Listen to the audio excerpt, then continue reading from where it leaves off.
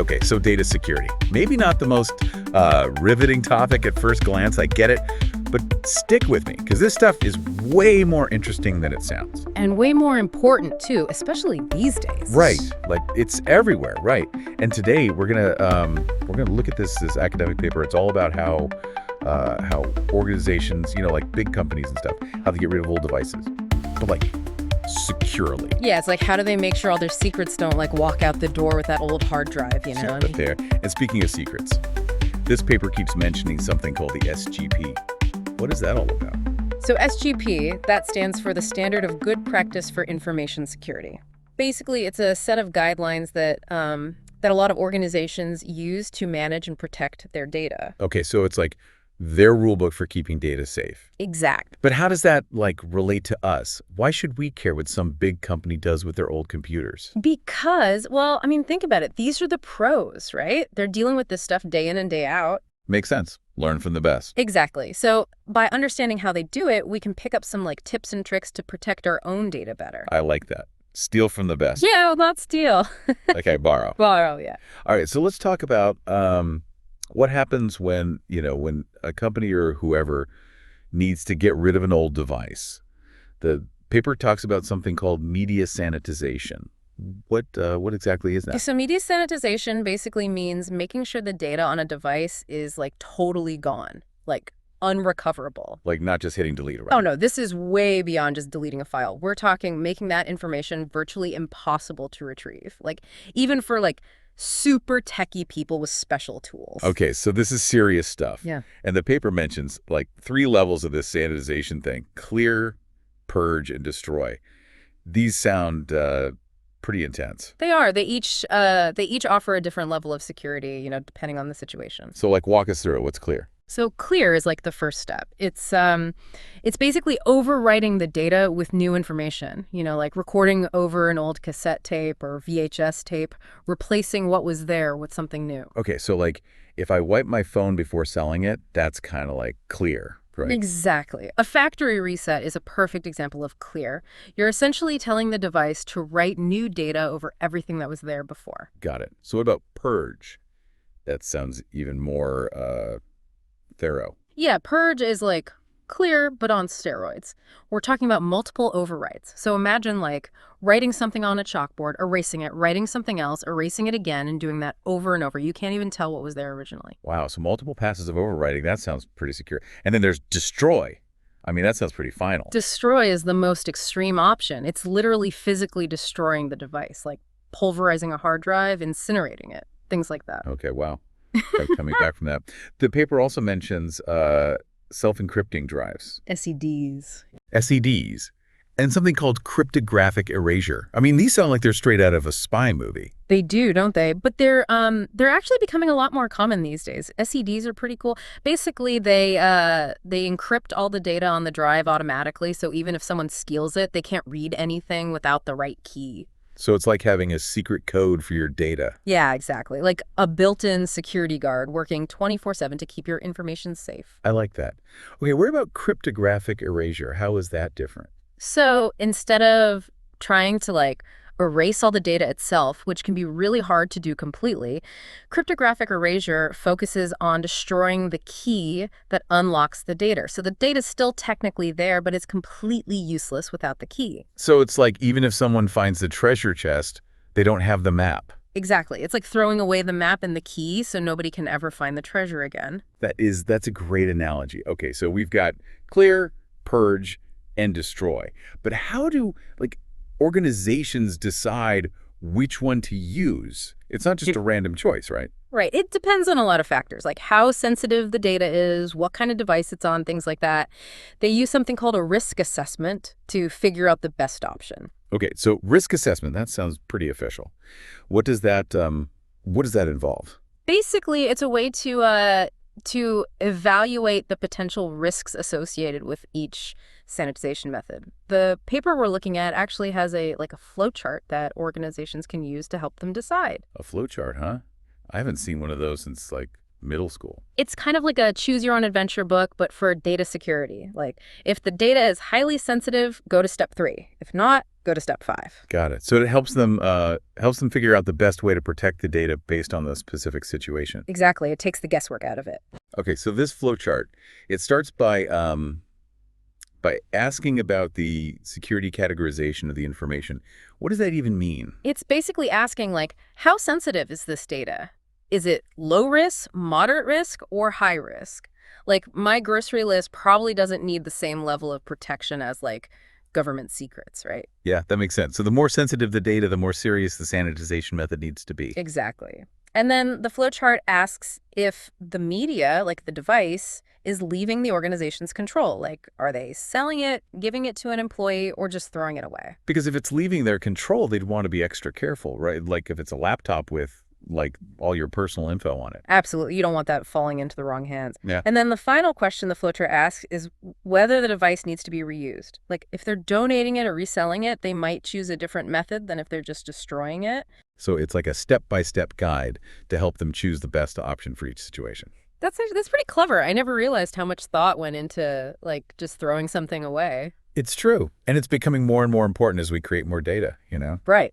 Everything's digital these days. Mhm. But here's the big question. What does all this mean for us, like normal people? Yeah, good point. Like, how can we actually use this information in our own lives? Right. Because knowing about clear and purge is cool and all, but what can we actually do to protect our own stuff? Well, let's start with clear, right? Remember, that's the basic level of wiping data by overwriting it. So if you're selling or giving away an old phone or a laptop or whatever, always do a factory reset. Okay, so factory reset is like step 1. Exactly. It's not going to be enough for super secret, top secret stuff, but it's a good starting point for most of us. Got it. So what if we are dealing with like more sensitive stuff, like financial records or, personal identification? Then you might want to look into software that can do multiple overwrites, like the purge method we talked about. There's tons of free and paid options online that can do that. Okay, so step up our game for the sensitive stuff. Got it. What else? Here's something a lot of people don't think about. Refurbished electronics. Oh, yeah. It's great to, like, save money and be eco-friendly and all that. Right. But always check if the seller has properly sanitized the data. Like, you don't want to end up with someone else's, digital life on your new device. Oh, that's a good point. It's like buying a used car. You want to make sure it's been, thoroughly cleaned before you drive it off the lot. Okay, so factory reset, multiple overwrites for the important stuff, and check for sanitization on used devices. Anything else? One more thing, and this one might seem obvious, but it's super important. Use strong passwords. Oh, come on. Everyone knows that. I know. But seriously, it's worth repeating. Especially if you're using a device with SEDs. Remember those, the ones that encrypt your data? A strong password is like an extra layer of protection, even if someone does manage to, like, steal your device. Okay, I get it. Strong passwords, like with numbers and symbols and stuff. Exactly. Don't make it easy for the bad guys. All right. I'll step up my password game. So we've got factory resets, multiple overwrites, check for sanitization on used devices, and strong passwords. I feel like I'm already a data security pro. Good. That's the goal. So before we move on, I've got to ask you something. Like, if you were designing a new data sanitization method, what would it be? Like, let's get creative here. Ooh, that's a good one. Let me think. What if we combined, like, physical destruction with a digital decoy? A decoy. Like, what do you mean? Like, imagine a drive that when it detects tampering, it, like, self-destructs. Well, like explodes. Well, not necessarily explode. Maybe it just, like, fries the circuits or something. But at the same time, it releases a bunch of fake data, like a smoke screen, to confuse anyone trying to get the real information. That's actually really cool. Like a double whammy of data destruction. Exactly. It would have to be super secure, of course, so it doesn't accidentally self-destruct. But Yeah. the concept is pretty cool, right? Yeah, it's like something out of Mission Impossible. Exactly. All right, so we've got self-destructing drives with decoys. What else? Well, that's a good start, I think. Yeah, I like it. It definitely shows how important this stuff is becoming. Like, we need to be thinking outside the box to stay ahead of the bad guys. Absolutely. It's a constant arms race. All right, well, I think we've given our listeners a lot to think about today. Who knew data security could be so exciting? It's definitely more interesting than people think. Yeah, for sure. And it's something we all need to be aware of, no matter how much we think it doesn't apply to us. Absolutely. All right, well, that's it for today's deep dive. Thanks for listening, everyone. And stay safe out there. Yeah, it's not just a random choice. It really depends on a lot of factors, like, how sensitive is the data, what kind of device is it on, things like that. Makes sense. They use something called a risk assessment to figure out the best option. Okay, so risk assessment, that sounds pretty official. What does that even, what does that involve? So basically, it's a way to like evaluate, the potential risks that are associated with each sanitization method. Like, how likely is it that someone could recover the data, if we use this method versus that method? Yeah. And the paper we're looking at, it actually has a flow chart. Flow chart, okay. That organizations can use to help them decide. So it's like a choose your own adventure book. Yeah, kind For of. data security. Yeah. Like, if the data is highly sensitive, go to step 3. If not, go to step 5. I like it. Visual aids. Okay, so this flow chart, it starts by asking about the security categorization of the information. What does that even mean? It's basically asking, like, how sensitive is this data? Is it low risk, moderate risk, high risk? Like, my grocery list probably doesn't need the same level of protection as government secrets. Right. Makes sense. So the more sensitive the data, the more seriously you need to take the sanitization method. Yeah. Makes sense. And then the flowchart asks, is this media, like the device, is it leaving the organization's control? Okay. Like, are they selling it, giving it to an employee, or just throwing it away? Oh, right. Because if it's leaving their control, they'd want to be extra careful. Right. Like, what if it's a laptop with all your personal information on it? Exactly. You don't want that falling into the wrong hands. And then the final question the flowchart asks is, does the device need to be reused? Okay. So, like, if they're donating it or reselling it, they might choose a different method than if they're just, destroying it. Okay. Because they want to make sure that it's, wiped clean. Right. But if they're just going to, smash it to bits, then it doesn't really matter. So it's like a step-by-step guide to help them choose the best option. Yeah. Exactly. Yeah. Takes the guesswork out of it. Okay. That's actually pretty clever. Yeah. I never realized how much thought went into, like, just throwing something away. Yeah, it's definitely more complicated than it seems, and it's becoming more and more important, as we create more and more data. Like, everything's digital these days. Right. Like, everything's in the cloud, everything's on our phones, everything's on our laptops. Yeah, exactly. But here's the big question, though, right? Like, what does all this mean for us, like normal people? Yeah, that's a good point. Like, how can we actually use this information to, protect our own stuff? Right, because knowing about, clear and purge, it's cool, but what can we actually do to protect our data, our own stuff? Well, let's start with clear. Remember, that's like the basic level of wiping data by overwriting it. So if you're, selling or giving away an old phone or a laptop or, anything like that, always do a factory reset. Okay, so factory reset is like step 1. Exactly. It's not going to be enough for, like, super secret, top secret stuff. Right. But it's a good starting point for most of us. Okay. So what if we are dealing with, more sensitive stuff like, financial records or like personal identification and stuff like that? Right. Then you might want to look into software that can do multiple overwrites, like the purge method we talked about. Okay. There's tons of free and paid options online that can do that. Okay. So step up our game for the sensitive stuff. Got it. What else? Here's something that a lot of people don't think about: refurbished electronics. Oh, yeah. It's great to, like, save money and be eco-friendly and all that. Right. But always check if the seller has properly sanitized the data. Ooh. Like, you don't want to end up with someone else's, digital life on your new device. Well, that's a good point. That's a really good point. It's like buying a used car. Yeah. You got to make sure it's been, thoroughly cleaned before you drive it off a lot. Okay, so factory reset, multiple overwrites for the important stuff, and check for sanitization on used devices. Anything else? One more thing. And this one might seem obvious, but it's super important. Use strong passwords. Oh, come on. Everyone knows that. I know. But Yeah. seriously, it's worth repeating, especially if you're using a device with SEDs, remember those, the ones that encrypt your data. Yeah. A strong password is like an extra layer of protection, even if someone does manage to steal your device. Okay, I get it. Strong passwords, like with numbers and symbols and all that stuff. Exactly, yeah. Make it hard for the bad guys. Right.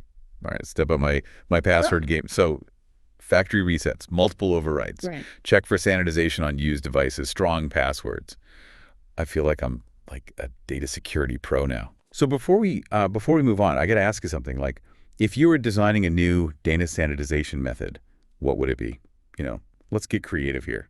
Ooh, that's a good one. Let me think.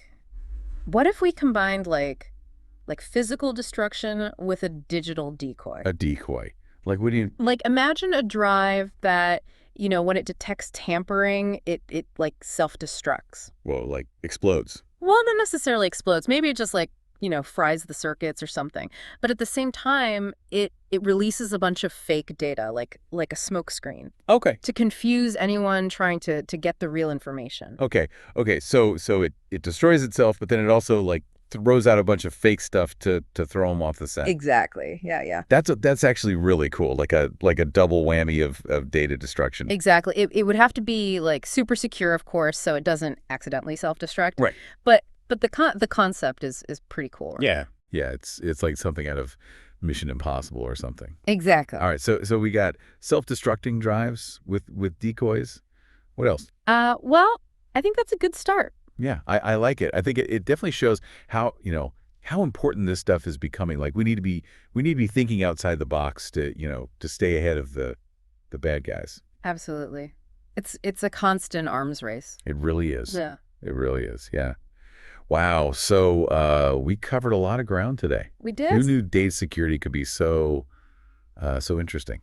Yeah, it's definitely more than just, remembering your passwords. Right. We went from like wiping our old phones to imagining, self-destructing hard drives with like fake data and stuff. Well, like something straight out of a movie. Seriously. But I think the big takeaway here is that like this stuff matters. Absolutely. It's not something we can just ignore, No, definitely not. It's our responsibility to protect our own information. Right. And the more we know about it, the better we can do that. So to all our listeners out there, stay curious, keep learning, and never be afraid to, ask questions. Yeah, that's great advice. And if you were in charge of designing a new data sanitization method, what would you come up with? Like, let's keep this conversation going. That's a good challenge. Right. So think about it, do some research, maybe even brainstorm with a friend. You never know. You might just invent the next big thing in data security. That's what we like to hear. All right, well, that's all for today's deep dive. Thanks for listening, everyone. Stay safe out there, both in the real world and the digital one. Until next time.